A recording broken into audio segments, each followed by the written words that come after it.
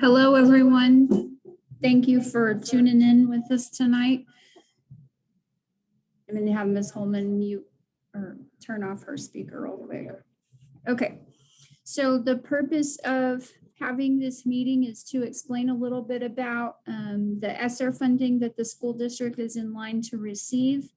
And with that, in order to receive that funding, we also had to prepare a RIPEX plan, which is basically the school district's plan for reopening safely, which, you know, we already were open in person last year, but it's just one of those things that we are letting the public know that this is what we are doing to continue to keep students and staff as safe as possible while they are at school.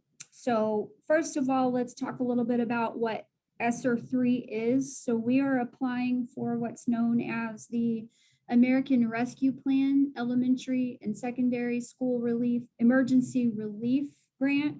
So pretty much this is kind of like the equivalent to a stimulus check for schools, but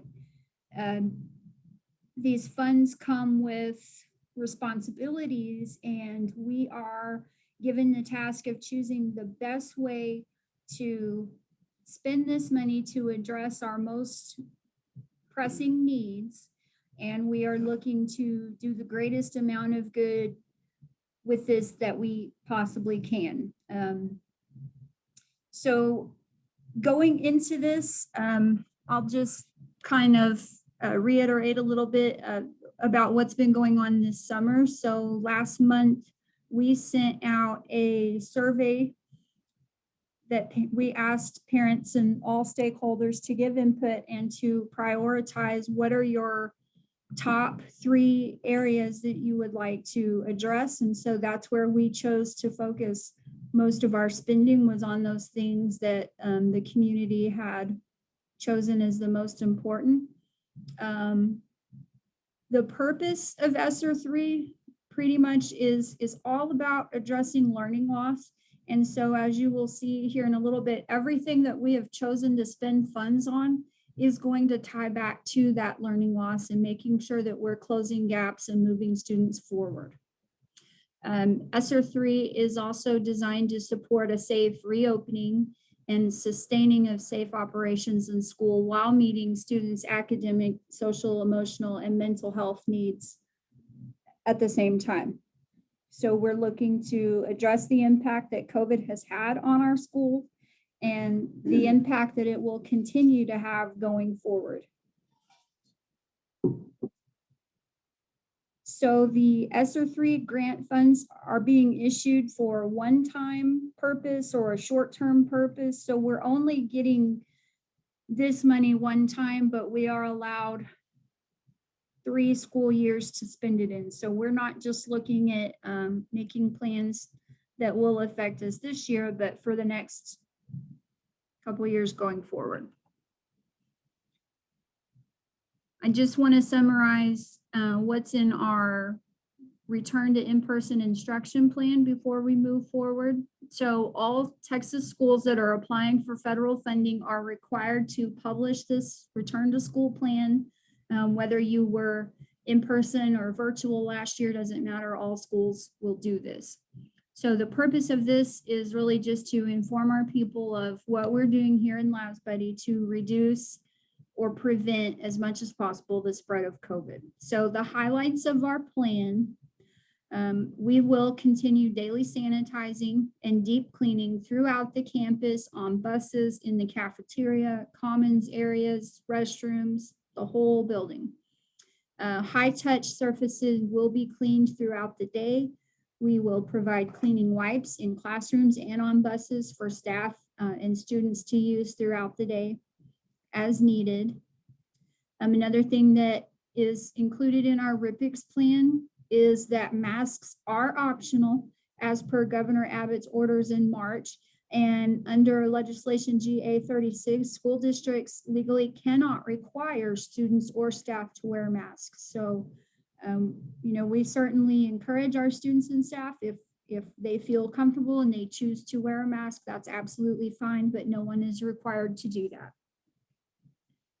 Students and staff will need to self-screen for symptoms on a daily basis before coming to school. So whether that's, if you feel like you've got a fever, taking your temperature, things like that, and then report to the district if you or anyone in your household tests positive for COVID-19, and then we will require you to quarantine if this happens. So students or staff, if you do test positive for COVID, you must quarantine.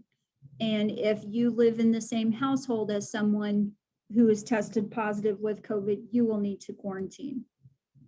So a full copy of the district's plan can be found at, and I apologize because I forgot to update this, but it is on the school website, and there is a tab under the About Us section that says ESSR 3.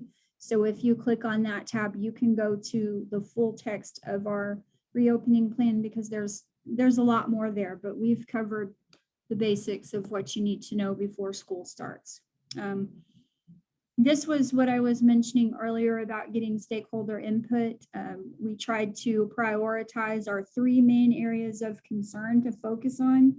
We got input from stakeholders, parents, members of the community, staff, and current students, both in elementary, junior high, and high school. And then in another 6 months, we will reach out to the public again and ask for more input, and then we will be releasing more information as we go.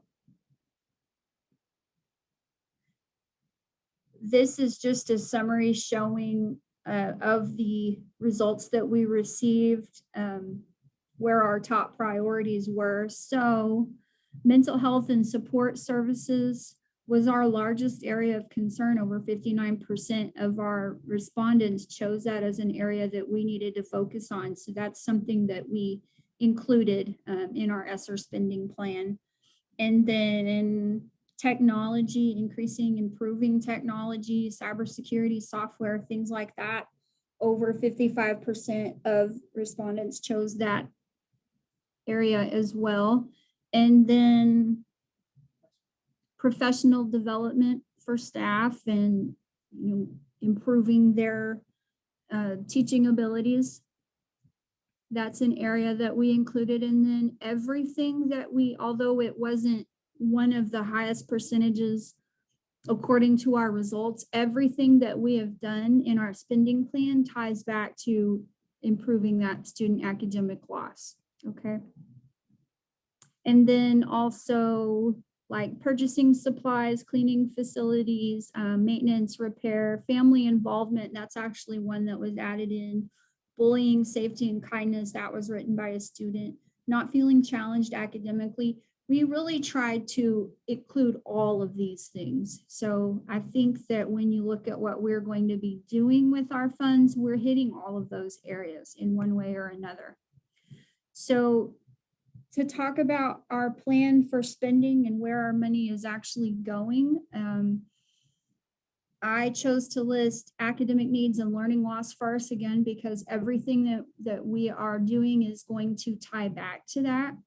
I'm going to let Mrs. Holman talk about House Bill 4545, which is something new that came out that we are going to have to address, and that affects students at all levels. So for House Bill 4545, this is, like Ms. Chambers just said, this is new legislation that came through this June. This bill replaces the old Student Success Initiative in which 5th and 8th grade students were retained based on STAR test scores. With House Bill 4545, any student who fails a STAR test or EOC will automatically receive 30 hours of accelerated instruction or tutoring for each STAR test. So with House Bill 4545, we're going to need to supply that additional instruction, the additional materials for instruction, staff for instruction, and so paying staff for that time and including that in our schedules. So we took a look at our ESSR funding for ways to fund that. And of course, not just fund the paper teachers, but again, the materials, the supplies the students may need, in addition to the curricular materials needed for reading and writing, which were our biggest losses across the state and in our school. Right, not just in Lasbury. So she mentioned the second one there. We are adding curricular materials in the areas of both reading and writing, but not only does the curriculum impact reading and writing, it's cross-curricular, so that actually hits in science and social studies and social emotional areas as well, so that that mental health component will be addressed there as well. We are planning parent engagement events several times throughout the school year to try to get our families to be more involved in the school, and those will be designed to promote literacy as well, but we also want to give our families something fun to look forward to. We are allotting, and stipends is not maybe the best word for this, Classroom budget. Classroom budgets to fund new libraries in each classroom to promote literacy. So teachers will be able, and if they choose to, they can have students provide input on this. They can choose to buy new books for a classroom set, not textbooks, but just reading books for their students in general to get their kids more interested in reading. And then, do you want to talk about the book machine? And in addition to promote that love of literacy and to increase our students' reading comprehension, we are looking into purchasing a book vending machine. The book vending machine will be used as an incentive for students to meet their reading goals for the year and participate in classroom competitions for reading. And by meeting their goals and winning these competitions, they can earn a token, and that token will be used for the vending machine. They'll put it in and be able to select a book from the vending machine as a prize. So we're going to meet that, we're going to cultivate that high expectation of literacy through our school with rewards of books as well. We're going to keep that culture going, not just by our goals, but through the way we reward our students as well.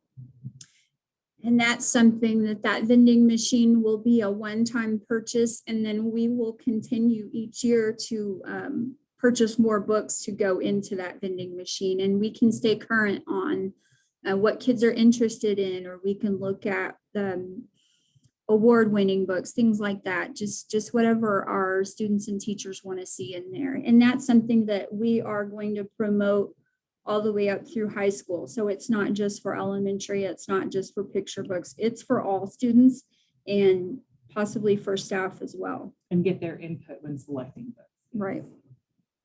Okay, the next area that we will talk about is addressing social emotional needs of students. So we recognize the need that we have here at Lasbury for a full-time counselor, and we have posted a position for that. We were unable to find someone that would fit all of our needs. So we have chosen to contract a counselor full-time from Region 16 who will be here on a weekly basis, not every day, but every week on campus, who will be available to meet with students on an ongoing basis.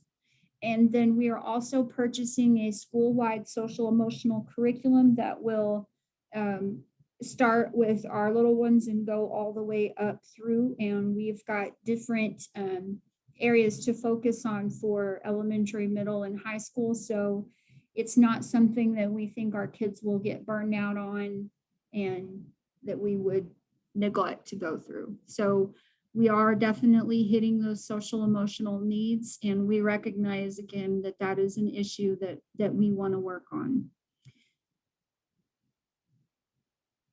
The next area that we will talk about is technology. So we are planning to assign Chromebooks now to our third graders as well. When we purchased those in the past, they were for grades 4th on up through 12th. And we have decided that our third graders who are also taking the STAR test online, they need those Chromebooks as well. They need to be exposed and learn how to use technology and how to type and how to use a keyboard, things like that. GoGuardian software is something that if we're able to purchase this with ESSR funds, we will. If not, that's something that we will purchase as a district anyway. This is an online management tool for teachers because it allows them to set limits on what their students are doing. It allows them to easily monitor where their kids are online. And then on the administration side, I can take a look and see where everybody's at. And it's just a way to make sure that kids are not accessing things that they don't need to access.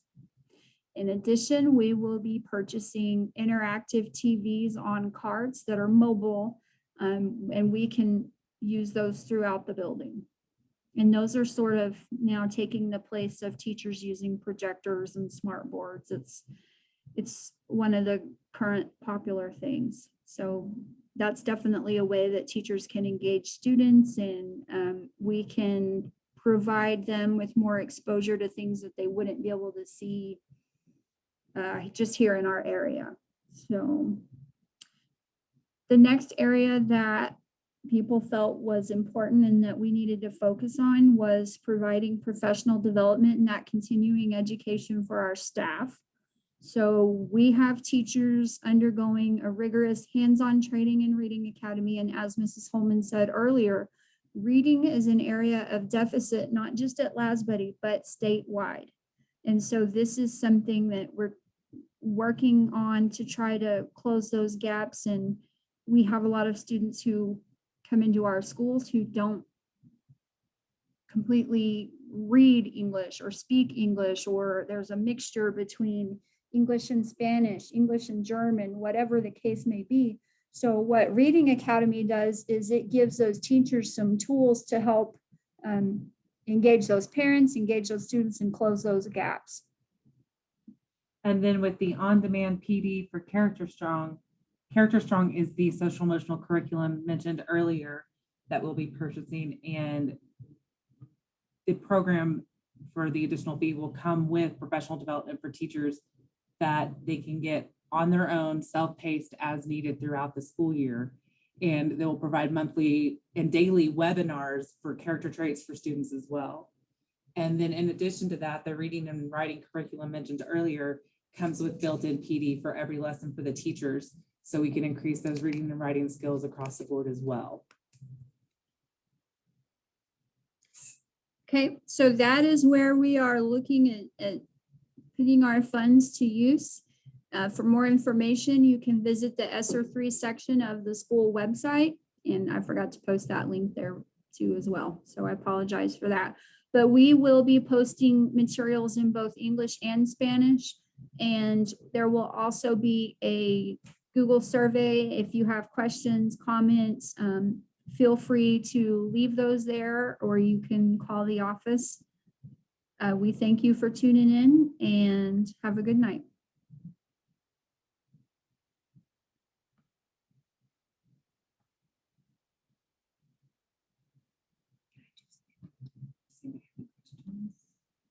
Before we go, does anybody have any questions? I'm sorry.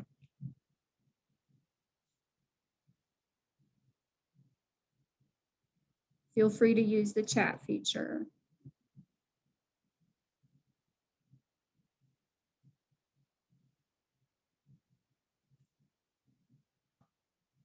Okay, well, if there are no questions, then we will go ahead and end this meeting, and this video will be posted to the ESSR section of the website as well. And you're free to watch it as many times as you want. But if you have questions, please let us know. Thank you.